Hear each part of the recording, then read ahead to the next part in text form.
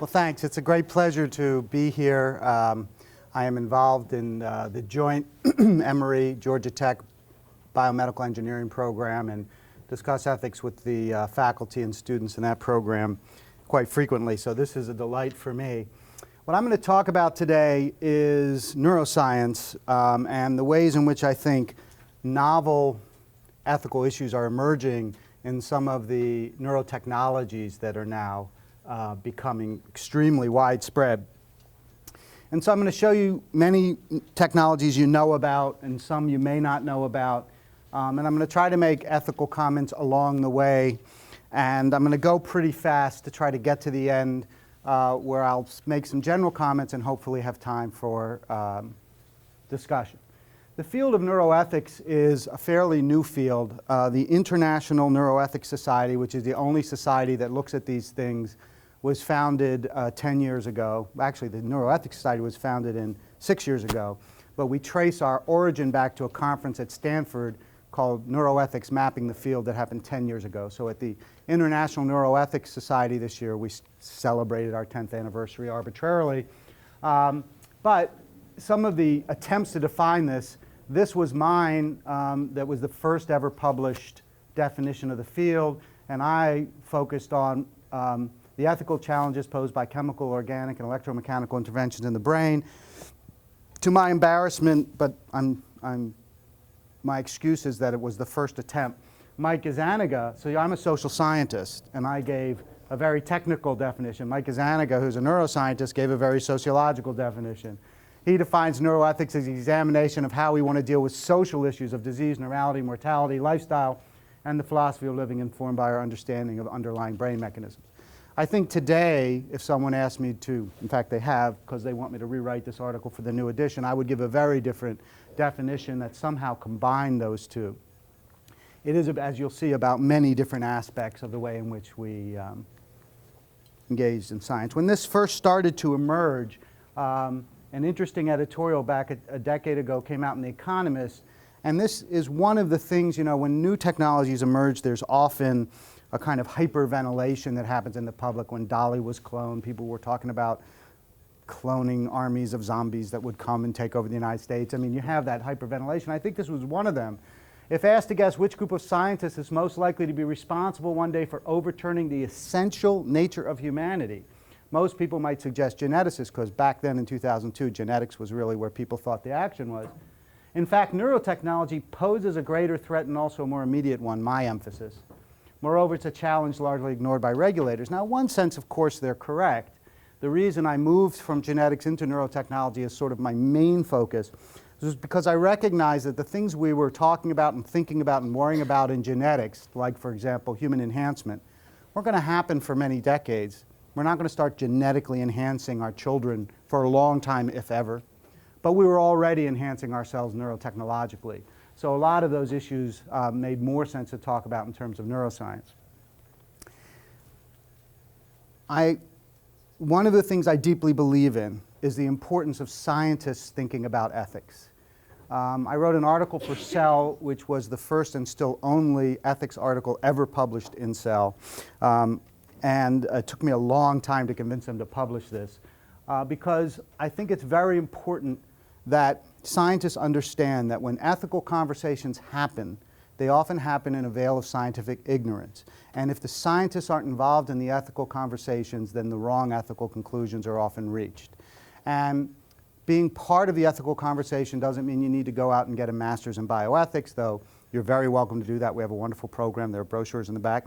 But if, there really are. But if, even without that, everybody has to be part of the ethical conversation. When I speak to the public, I make this point over and over and over again. Ethics should not be left to the ethicists. Ethics is a public conversation in which ethicists can act as moderators and give information when it's necessary. But the kind of ethical decisions we make about our technologies, whether genetic or neuroscientific or whatever, will determine a lot about the future of the way in which human beings heal, the way in which they change their bodies, the way in which they bring up their children, and everyone has to be a part of that conversation. I am the editor of the American Journal of Bioethics Neuroscience, which is the official journal of the International Neuro Ethics Society. If you're interested in these issues, you should join. It meets the 2 days before the Society for Neuroscience in the same place. It was a wonderful meeting. And one thing I really suggest you do is check out our neuroethics blog, which is the most widely read blog on the issue of neuroscience and ethics in the world. And it's really beautifully done. And you can just, if you Google neuroethics blog, it's the first one that comes up. So these are just a couple resources you might be interested in looking at. One other quick thing about AJOB Neuroscience. Like the American Journal of Bioethics, our parent journal, there are target articles and then open peer commentaries. The open peer commentaries are 800 to 1,000 words. We always try to include some student commentaries in that. It's a great way to get some early publications for those of you who are interested. And I have a sign-up sheet in the back for anybody interested in generally in hearing about things, but I will put anybody on that sign-up sheet on the announcement list for new jobs in AJOB, new articles in AJOB, and when they come out, you go, you see if you want to write about it, and then you submit a proposal for an OPC. So, a couple resources. All right, let's get to the issues. There are different ways to frame the neuroethical questions. One way is through issues that neuroscience raises, issues of privacy, issues of altering functions, issues of human enhancement. We'll talk a little bit about that. Through specific neurotechnologies, which is how I'm going to structure most of the rest of the talk. Through different approaches to the brain, whether we're talking about the ethics of diagnostic aspects of the brain or interventionist or therapeutic aspects, and through findings. So, for example, I'm going to go through this really quickly because this isn't the main point of the talk. There are a lot of very interesting challenges to things that people accept that have emerged from neuroscience, many of which I'm sure you know about. The issue of responsibility in jurisprudence has become a very big issue. MacArthur gave a lot of money to a law and neuroscience project trying to say, what is neuroscience teaching us about the nature of legal responsibility, about the nature of agency, about the nature of free will? Many of you, I'm sure, know about the work that claims that we don't have free will, that our brains seem to activate about 400 milliseconds before we're conscious of making a decision, which has been interpreted as our brains make the decision, they inform our conscious mind, and our conscious mind interprets that as having made the decision, but really we don't actually make any decisions. In fact, the way in which some people have suggested is once our preconscious mind has made this decision and informed our conscious mind can stop the decision, which means we don't have free will, we only have free won't. Then personality changes, everybody knows about Phineas Gage, but it has really interesting implications now as lawyers, for example, take brain scans of almost any violent client looking for any abnormality in the brain. Doesn't matter if it can be correlated with anything. They want to show it to a jury and say, my client's brain doesn't look like the typical brain. On December 7th and 8th, we're having a closed meeting at Emory sponsored by the American Society for Neuroradiology and the American Radiological Association, where we're bringing in federal judges and neuroradiologists and brain imaging experts to try to set some standards for neuroradiologists about testifying in courts around brain scans, because these societies have become very concerned about the kinds of things they hear their members saying that they don't think are scientifically supportable. Issues of consciousness, which we could give many whole talks on, and even issues of God and religious experience, as more and more neuroscientists are sticking monks and nuns and meditators into scanners and trying to understand the dynamics of the brain as people engage in mystical experience. And maybe in the Q&A, if you're interested, we can talk about that because that's fascinating as well. Psychopharmacology, I don't need to tell you, we are psychopharmacology fanatics in this country. We take more pharmaceuticals per capita than any other country except Germany, but we take more psychopharmaceuticals per capita than any other country in the world. We also write more about how terrible it is that we take those psychopharmaceuticals than any other country in the world. So we're completely conflicted about it, and we now have both prescription and non-prescriptions. We've created names like moodiceuticals and recroceuticals. It seems like just about everybody's on one, or everybody knows someone who's on one. I'm just going to say a quick word about some of them because the ethical issues are really legion. If you talk about stimulants or you talk about modafinil, tension-enhancing drugs, everybody knows the issues around our kids, but what about the other issues? Some studies have shown that if you take pilots and you give them a modafinil-like drug, it's an analog, and you put them in a flight simulator and you throw emergencies at them, those who are on this drug respond not only more quickly, but more accurately and effectively to the incident thrown at them. So now we have to ask the other questions. Should we require our pilots, our surgeons, our train conductors, anybody who has other people's lives in their hands, should we require them to take something like modafinil, which is a very low side effect profile drug? And it's not a systemic stimulant like the amphetamine salts, Ritalin, and Adderall. If you were all on modafinil right now and we turned out the lights and I kept talking, you'd all be asleep. You can sleep. You can't do that with amphetamines, right?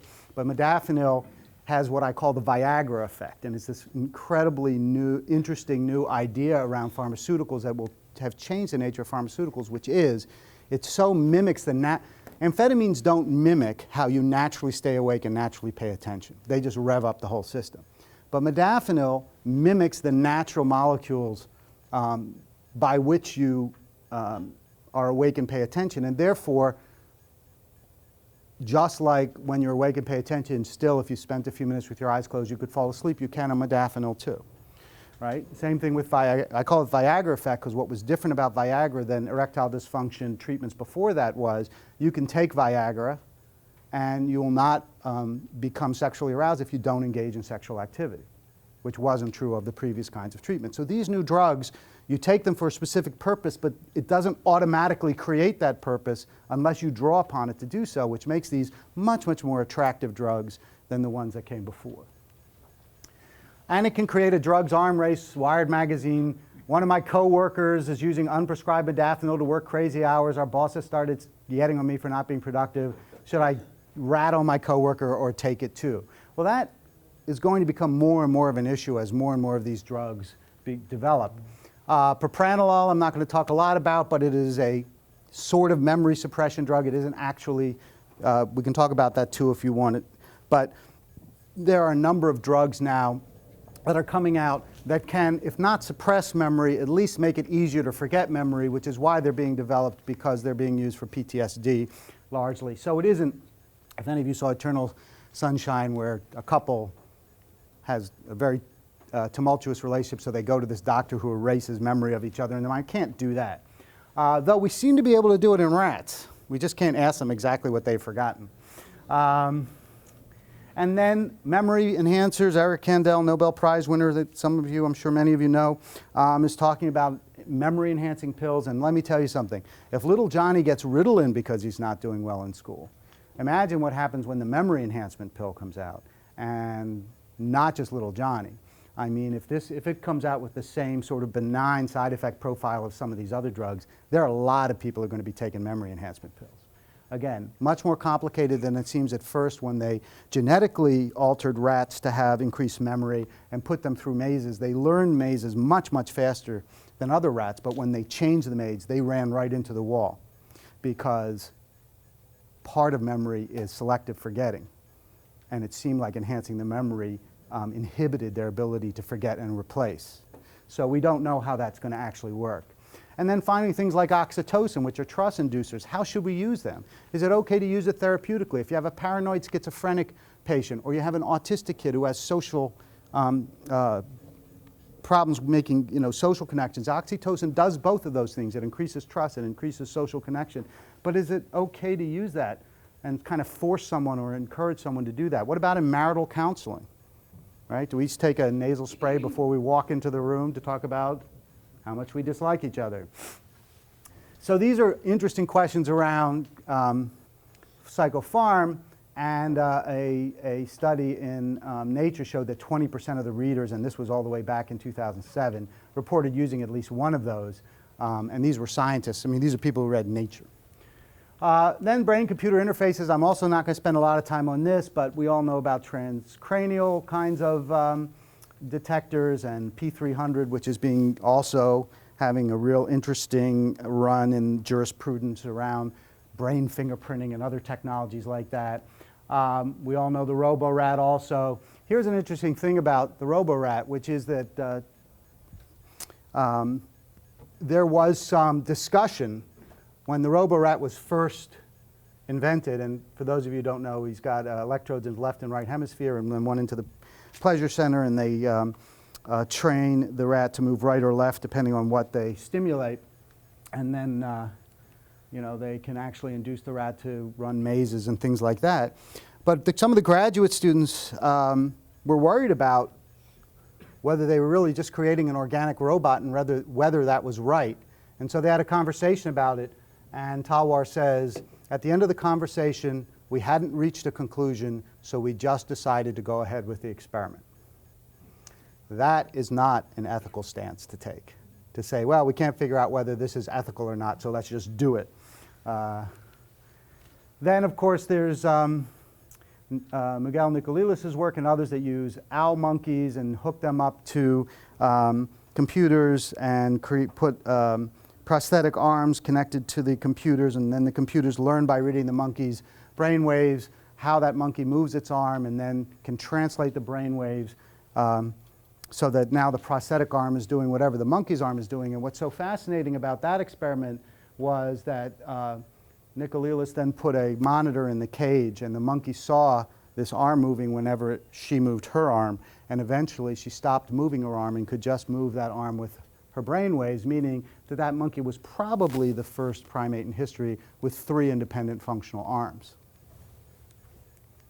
And then, of course, human brain-computer interfaces, non-transcranial, like Matthew Nagel and others who have had electrodes implanted or the brain gate technology implanted. Then they get plugged into the computer. He was hardwired through a pedestal plug. And I said to John Donahue Brown, who did this experiment, I said, and then he beat a wired reporter at playing Pong just using his brainwaves.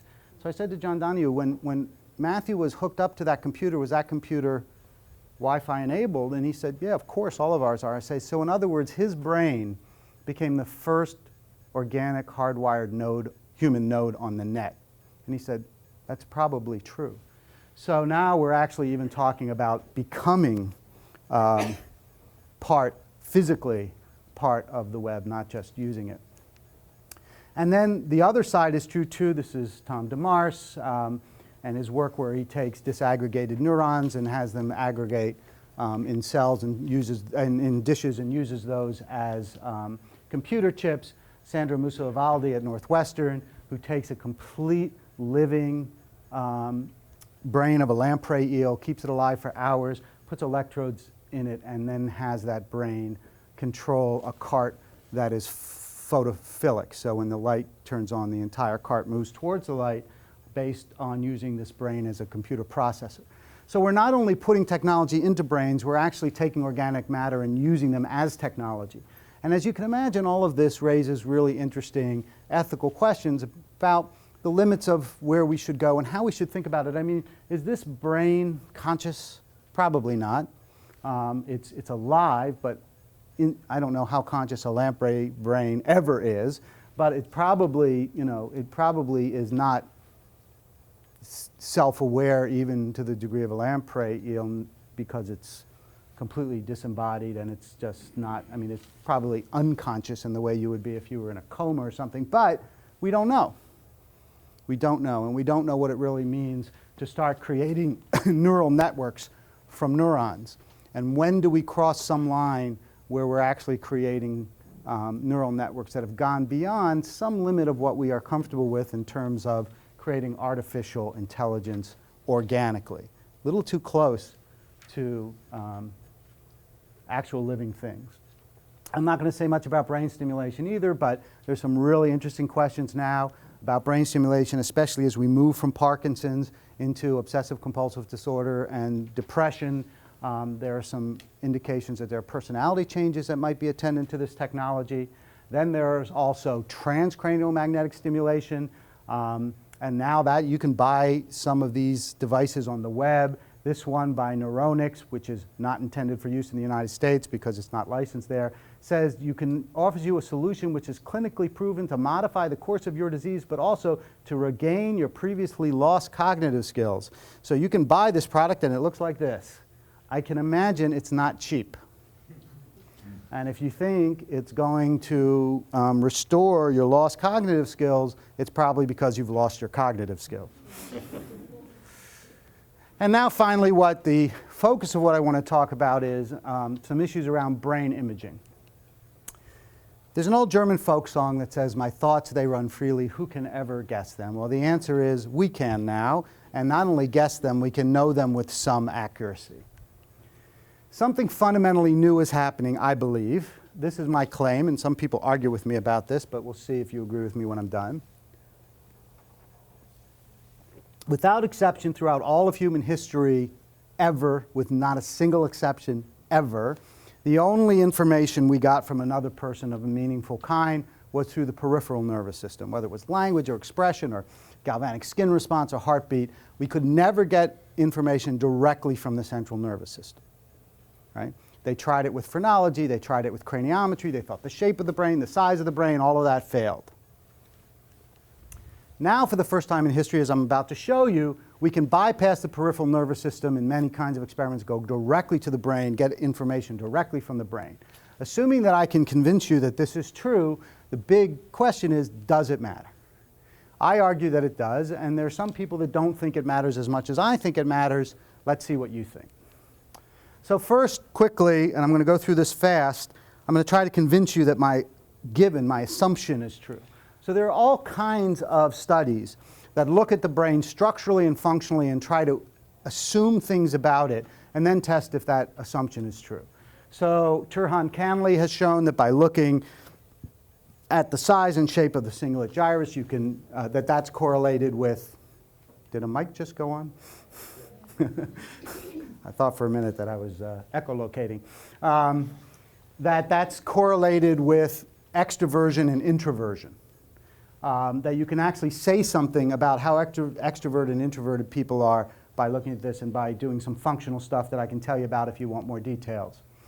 Amazing experiment that I hope you've all read by Liz Phelps, where she took white and black males, put them in a scanner, showed them pictures of familiar white faces, sports stars, celebrities, unfamiliar white faces, familiar black faces, and unfamiliar black faces. Before that, she gave them a very well accepted scale. I used it when I was a graduate student. I'm a sociologist by training. It's a sociological scale. It's a hidden races ideology scale. So you give people this, and it doesn't seem to be about race at all, but there are sub-measures inside. When you put them together, it says something about how much racist ideation a person has. It doesn't mean that they act in a prejudiced way. It's just a mental construct. So they gave them that. Then they put these people in a scanner, and what they found was that there was a correlation between amygdala activation, amygdala being a measure activating around things like anxiety, fear, and white males seeing unfamiliar black faces, and the degree of amygdala activation was correlated with their score on the racist ideation scale. Now, it makes perfect sense, right? If you have some sort of anxiety or fear reaction to something, when you see it, you're going to have an anxiety or fear reaction. But if you flip this around, and by the way, Liz Phelps hates when I say this because it's never been shown to be true, but one could imagine that we could take 100 white males, 100 black males, put them in, or maybe just even the white males, do this thing, look for amygdala activation when they see unfamiliar black faces, and say this group of males, or maybe even this individual, has racist ideation, or at least more racist ideation than that group. Well, that's an amazing thing to be able to say about someone without ever having asked them a question or knowing anything about them. And this is what I mean about being able to apprehend subjective thought that you wouldn't otherwise be able to know. Josh Green's done this incredible work on moral decision making, showing how a long-time philosophical conundrum called the trolley problem. How many of you have heard of the trolley problem? Raise your hand. Okay, almost nobody. So let me tell it to you real quick. So a trolley's going down a track. You're standing by the switch, and you notice that this trolley is about to go onto a track and hit 5 people and kill them if you do nothing. But if you pull this switch, it'll go onto another track where there's one person standing. So if you pull that switch, you will cause the death of that particular individual, but you will save 5 lives. And if you ask the general public how many of you would pull the switch, 80% of people to 85% say they would pull the switch. Why? Obviously, they're making a utilitarian calculus, right? Save 5, cause 1, works for me. But if you ask the 85% that would pull the switch the following question, same thing. Trolley going down the track, 5 people there, but this time you're standing in a trellis over the track. In front of you is a very heavy-set man. That's important because you can't do it yourself. You're not heavy enough. And you realize at the last minute that if you push him off the trellis, he will fall in front of the trolley car and his bulk will stop the trolley car and you'll save those 5 people. How many of you would push him off the bridge? Of the 85% of the people that would pull the switch, 90% say they would not push him off the bridge. That makes no sense at all. In both cases, you're causing the death of 1 to save 5. So philosophers have argued for a long time, why would you pull the switch but not push the guy off the bridge? And when you ask people, you get really enlightening answers like, you don't push someone off a bridge. Right? But that is exactly the key. And so what Josh and Green and Jonathan Cohen at Princeton did was they put people in scanners, and what they saw was, in the first case, was mostly rational parts of the brain that were activated when people thought about this. But when it came to pushing someone off a bridge, the whole limbic system lit up. So in other words, they said, and what Josh concluded from that, though this is very controversial, but it's also intuitively satisfying, is we make rational ethical decisions and emotional ethical decisions. And what happens when you put emotion in it is our ethical calculus change. And when those two things are in concord, those are easy ethical decisions. And when they conflict, we have very hard ethical decisions. Price and Zafiro and others show that we have a reading center of the brain that is a very discrete part of the brain that activates only when we're reading.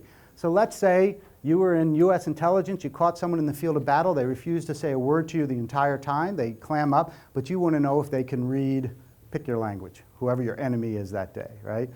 You want to know if they can read French, Serbo-Croatian, Chinese, whatever it is. Theoretically, you could put them in a scanner, you could do the clockwork orange things with the eyes to make sure that their eyes were open, and start flashing words in different languages and look at their reading center.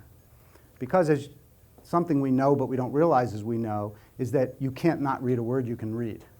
If I said, okay, don't read this, and I flash cat up there, you instantaneously read it. You can't not read it. So we would know, the reading center in his brain lit up when we showed, Korean characters. He can read Korean. That's a fascinating piece of information to be able to get to someone who was not cooperating with you or speaking to you in any way. And there are others. Perception, we know if people are looking at vertical lines or horizontal lines, sometimes even afterwards.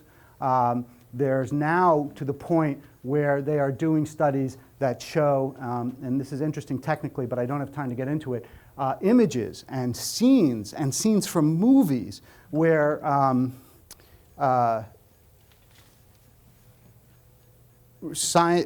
researchers and scientists are able to actually tell from 100 scenes which one the person is looking at by looking at brain scans. And I'm not going to go into this now, but it's also that's Kamatani, who I mentioned before. This is just sort of a summation of that. But I don't want to go into the details. The details aren't really what's important here. What's important here is the fact that we can look at people's brains and we can begin to apprehend what they've seen, what they're thinking. I'm going to show you how far that has gone. There's a whole big enterprise trying to look at criminal behavior and structural and functional differences in the brain, especially violent behavior. And a review of all that literature concluded the consistency with which prefrontal disruption occurs across studies of violent offenders, each of which investigated participants with different types of violent behaviors suggest that prefrontal dysfunction may underlie predisposition to violence. Wow. So what do we do now? How about if we start screening our kids and look for those with prefrontal disruption and then start tracking them into special juvie classes because they're more likely to become violent offenders because this is not that far away from what people have proposed in the past. So we need to be really careful about these kinds of studies, and we need to really ethically investigate the kinds of conclusions we're trying to bring from them. Then Haynes showed that if you give people two numbers, he's in Berlin, John Dylan Haynes, and you say, decide whether you're going to add them or subtract them, and then 2 to 10 seconds later, you give them the sum, the difference, and a couple nonsense numbers, and he images them in that 2 to 10 second period. He can tell you whether they have decided to add or subtract, right? So now we're predicting future intention. Dressler and Tisch did this incredible study that, you know, it was just ended up with like an N of 2, so, but it's still great, so I'll tell you about it anyway if you don't know. He found lucid dreamers. You guys know what lucid dreamers are? These people who can dream and keep consciousness in their dreams and actually engage in intentional activity, conscious intentional activity in their dreams. Don't you all wish you were lucid dreamers? But he found them and he said to them, at some point in that dream, I want you to stand there and raise your right hand. And what he found was, even though physically the person who was sleeping's right hand didn't raise, because we get a paralysis function when we're sleeping, the motor cortex activated as if his hand was raising. So now we're beginning to get to the point where we might actually be able to tell what you're dreaming about. And then finally, Mitchell and Joost and the people at Carnegie Mellon did an incredible word identification study that you should all read. And it's very complicated, but the bottom line was that after getting some baseline data of nouns, 58 nouns, they then could take 2 random nouns, broccoli and bicycle, then they predicted what the patterns of activation would look like in that person's brain after looking at 58 other nouns when they thought of broccoli or when they thought of bicycle, and they were astonishingly accurate. So now we're beginning to get to the point where we might even be able to put someone in a scanner and say, you're thinking of a hammer. Can we put them in the scanner and say, you're thinking of that time that you lay with your lover by the Seine drinking Mai Tais? Probably not yet. But every time I have thought in my career, and I've been following this literature for a decade, and I always think we're going to hit a wall and stop. We'll never get any further than this, especially not with brain imaging, which is really only about blood oxygen, primarily blood oxygenation uptake, right? I mean, it really isn't even, we're not really even looking at neuronal activity directly. We're looking at a surrogate measure of neuronal, and look at how far we've gotten.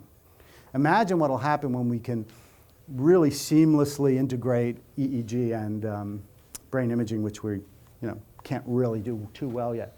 Or if we come up with some other technology. We're well on our way to a very robust ability to tell what's going on in people's minds subjectively. Then, of course, there's lie detection.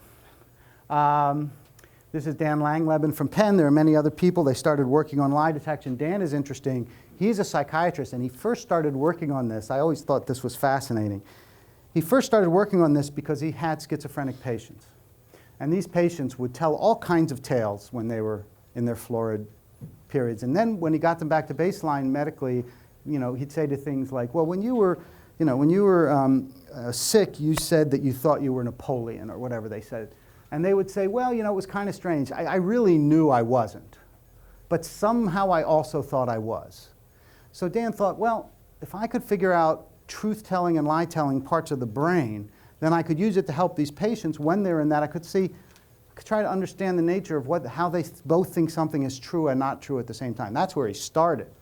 But after he published his first articles, he got contacted by the CIA, by Homeland Security, by DARPA, and by everyone else saying, wait a second, you think you might actually have an effective lie detector? And they were off to the races. Now you can actually hire no-lie MRI. I don't know what brilliant marketer came up with that name. The technology used by no-lie MRI represents the first and only direct measure of truth verification and lie detection in human history. Now look at this picture. Does that look familiar? That's Dan's picture. Dan was one of the very first people to talk to this person. The person asked him if he could use the picture. And Dan said, sure, you can use my picture. Lots of people use my picture. And now he regrets it because he wants nothing to do with this company, and they've got his picture up. And then Cephos, this is Steve Lakin, who is a much more serious guy and much more serious researcher than Joel Huizinga, who runs No-Lie MRI. But his site says that it's the only company licensed to perform brain-based lie detection. So now, incredibly prematurely, these technologies have not ever been tested on psychopaths or people on drugs or con men or people with a really strong motivation to lie. We don't know how they work in those cases, and yet you already have commercialization of this technology. Just want to mention that there are also other technologies being attempted: thermographic examination of the prefrontal cortex, functional near infrared examination, to try to also see if you can look at brain blood flow in a way that allows you to talk about lies and truth-telling. To show you how valuable this is an article talking about that a voice lie detector used by U.S. military and police department, which is no better than flipping a coin, has been used in Iraq and Afghanistan. They carry them, they're hand-carried things, and they go up to suspects and they ask them questions and they hold this out. Now, it might have some psychological benefit in that if the people believe it works, it might have an inhibitory effect. But the soldiers actually believe what this device is telling them, and yet every study shows that it's no better than chance in actually detecting lies. But if they're already doing that with a technology that doesn't work, imagine what will happen if they have a technology that does work, or at least works better than 50-50, even if it's 65 or 70% accurate. You can go on the web right now and you can become an Eclair certified flyer. Eclair does extensive and reliable pre-boarding passenger profiling and background checks using brain fingerprinting and data aggregation technology. Eclair is a central actor in the burgeoning field of biometric-based security clearance. And it's a wonderful site. Go there, look at it. It is entirely fictitious. But it is so beautifully done that it's worth a few minutes of your time just to go see it. And it is kind of a performance art site trying to say this is the kind of thing that could eventually happen if we're not careful. And so this brings us to the question of neuroprivacy. So all of us believe that the world's access to us ends at our skull. That our subjective thoughts, the things we know, the things we believe, are an area that no one has access to unless we reveal them. I mean, almost all of human history and human society is based on that assumption. So there are some exceptions. I mean, there are theological beliefs that God has some access to our brains, fine. But in terms of other human beings, we've never believed it. Think about a world where that was no longer true. The good news, of course, right now is you can't do most of this stuff coercively. Some of it you could, like the reading centers, but most of it you actually need the lie detection. You need the cooperation of the subject. So for right now, it's only for people who want to do it. But again, this stuff has only been around for less than a decade, and neurotechnology is changing at a rapid pace. So how are we ever going to balance privacy and these technologies? Donald Kennedy, the former editor-in-chief of Science, said, "I already don't want my employer or my insurance company to know my genome. As for my brainome, I don't want anybody to know that at all." And you know, he's saying something I think that we all can resonate with. The Bar Association of New York City already began thinking about that as far back as 2005. A wonderful article by Jeffrey Rosen in the New York Times Magazine, The Trials of Neurolaw, is thinking about this. And what it ultimately comes to is the question, should we say the skull should be an absolute domain of privacy? You can get a court order to search my house, you can get a court order to search my papers, but you cannot get a court order to search my brain. That is an inviolable place of privacy. And that's what I believe that we need to do before the technologies get to the point where it's actually in front of us. We need to think about it. And I'm going to give you one example that I think really illustrates this well. This is from an article that I wrote with a student of mine, Sarah Stoller, who was in law school then, Emerging Neurotechnologies for Lie Detection in the Fifth Amendment. I'm going to tell you really quickly one example. This is just one example of how this is going to get complicated. So what is the Fifth Amendment? Most people don't really understand the Fifth Amendment. It is not an amendment against self-incrimination. It is an amendment against testimonial self-incrimination. No person shall be compelled in any criminal case to be a witness against himself. And the word witness is what's important here.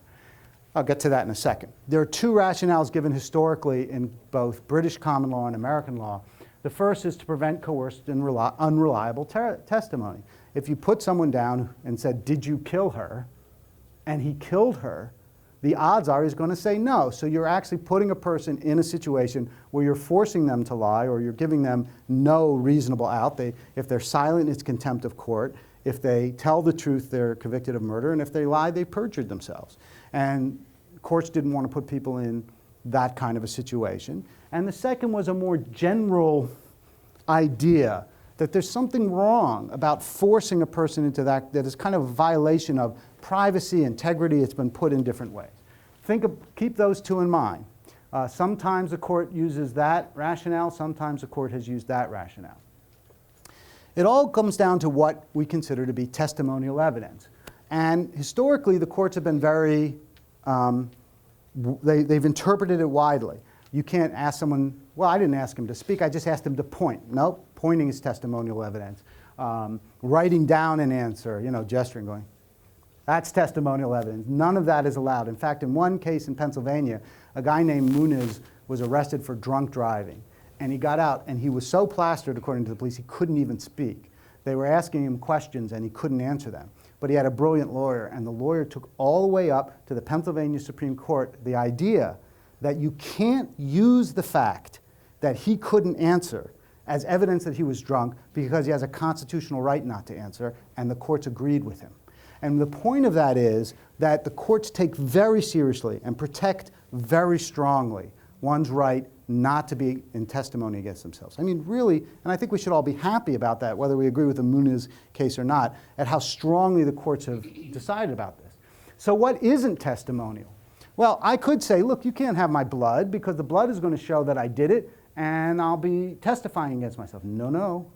It is self-incriminatory, but it's not testimony. So blood, semen, hair, DNA, all of that is not included under the Fifth Amendment. Then there are some interesting marginal cases. So I'm sitting at home, I write in my diary, I killed her, I'm glad I did, I do it again, right? And then they get my diary and I go, wait a second. You can't use my diary, that's testimonial, I wrote it down. No, it's not, because according to the courts, you only have the right, the word witness implies that you are in a situation where you are under control of agents of social control.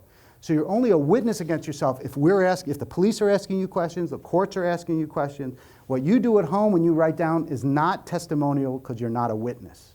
And so it's allowed. And that's why you can use jailhouse snitches, right? Because that was a real interesting case. You are under social control, you're in jail. So shouldn't everything you say be protected? But at that moment, you're not a witness.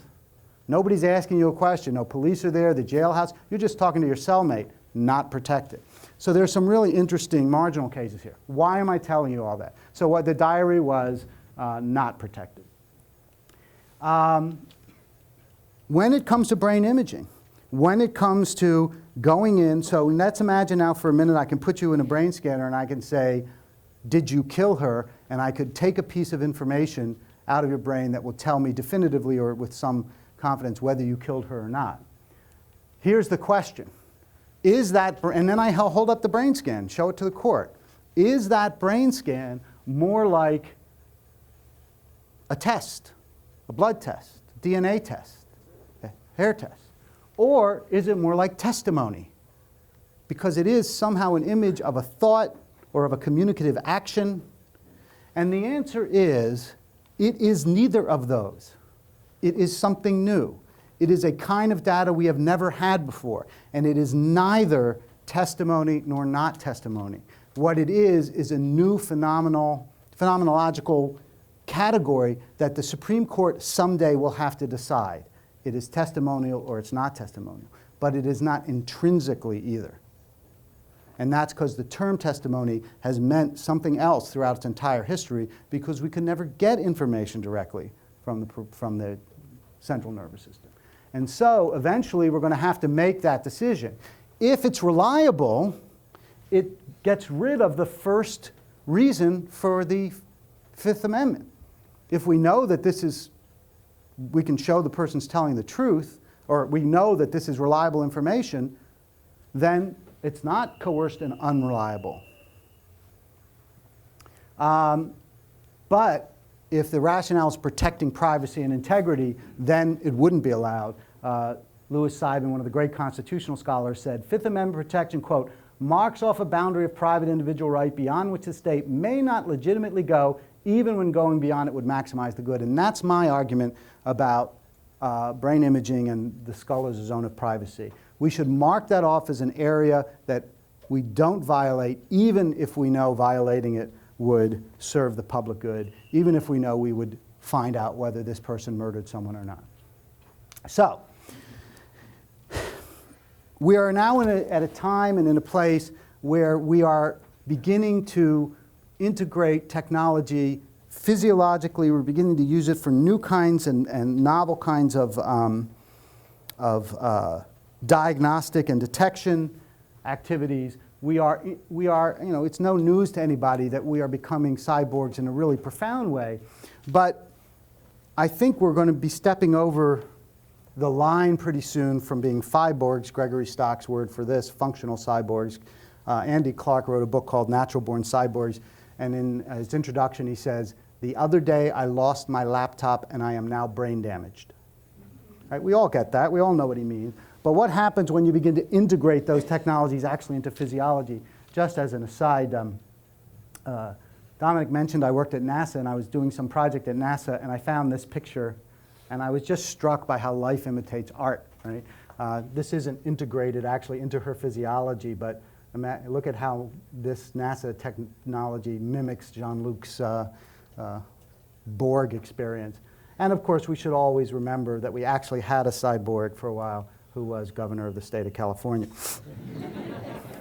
So, the bottom line, and one other thing, a colleague of mine, John Marino, wrote a wonderful book called Mind Wars, where he shows the history of the US government using the neurotechnologies of the day to try to understand how to interrogate people, how to enhance warfighters, and other things. And there's never been a case where governments haven't tried to use the latest technology to do those things. There's no reason in the world to believe they aren't going to do it with neurotechnologies. In fact, we know they already are with brain imaging for lie detection.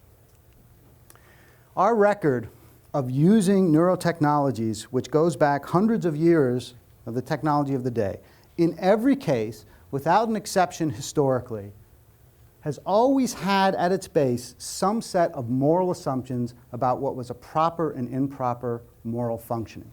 So if you look at this picture, this lovely picture, is a picture of Freeman doing a prefrontal lobotomy, what's called an orbital prefrontal lobotomy. Freeman started doing lobotomies on people with severe epilepsy and mental illness. And what they found was it stopped fits and it actually calmed down severe mental illness. This was a time when there were no other treatments. And he saw this as a treatment that would really revolutionize the treatment of the mental illness. And what happened after that is a cautionary tale, and this is in the early 20th century. He created mobile lobotomy trucks. And he would go around, he performed 60,000 lobotomies in the United States. And by the end, people would call him and say, "My daughter ran away from home and she's acting up," and he would drive in and do a lobotomy. The orbital lobotomy, which is done above the eyeball of the eye, through the eye socket into the brain, takes 15 minutes, and then he'd leave. And he did boys who fought, girls who were promiscuous, parents who were having trouble with their kids, people who've been arrested a number of times, people who were accused of moral turpitude, that is prostitutes. He would go and do a lobotomy and leave. So what started out, and people think of Freeman as this terrible character, but if you actually read his story, you see he started out with the most noble of motives, doing it on what could arguably be considered the right people. There was nothing else for them. And this seemed to at least alleviate symptoms. And by the end, he had slipped into some zone where he had completely lost sight of why he was using that technology. And that has happened before. When you see something that is technically sweet, you go ahead and do it, and you argue about what to do about it only after you have had your technical success. That is the way it was with the atomic bomb, according to J. Robert Oppenheimer. We can't let ourselves get seduced by our technologies. We always have to remember that technologies are in service to us. We're not in service to our technologies. And that's why some of the areas of ethical concern, where are we now? Okay, I'm going to just finish up. I won't talk about these. I'll just show them to you. The power of the image is very important. When people hold up brain scans, people believe it even if the brain scan doesn't say what they say it is. People often naively use technology. They believe things about technology that no scientist would ever accept. There's a therapeutic and civil blurring as in no-lie MRI and Cephos. These are technologies that are still in clinical trials, and yet now they're being used in civil settings.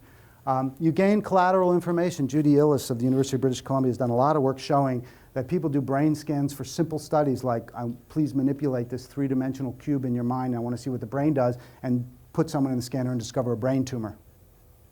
Right? So you can get collateral information of various kinds when you do this kind of work. We always talk about genetic privacy. What about all the brain scans that are sitting in drawers around the country? We're getting more and more able to look at those and tell things about people that they never assumed you'd be able to tell from a brain scan when they first got them. Issues of screening. Believe me, NASA would love to be able to scan an astronaut or a potential astronaut and say something about their psychological stability, about their spatial sense. They've already talked about genetic testing of astronauts, but we put a stop to that. Physical contact. Right now, you have to put someone in a scanner, but with things like FNIR, functional near infrared, or thermographic, you might not have to. It might be possible to put someone in a chair, put things near them that they think are lights, when actually you are scanning them without their knowledge. So there could be covert scanning as well. How do you train civil technicians? There's a tendency to simplify answers when these things tend to be very, very complex. False positives are a violation of civil liberty. False negatives can violate security. It's not so much that ethics has to drive the science horse. It's not that ethics gets to make the decisions about it. But the bottom line is, as citizens, we fund most of science. And as much as it frustrates some scientists, because of that, we have a right to set priorities. And that's what NIH is supposed to do for us and NSF is supposed to do for us. But as citizens that fund those agencies, we get to say, here are the kinds of things we think are appropriate and inappropriate. And that is the conversation we need to have as a society. The goal here isn't to stop progress. I'm a technophile. I love this stuff. I love good science. I love good engineering. But it isn't a free-for-all. We have to think soberly about what can best benefit us, what can best benefit the people that we're supposed to serve, and we all have to make those decisions together. Thanks so much for your attention.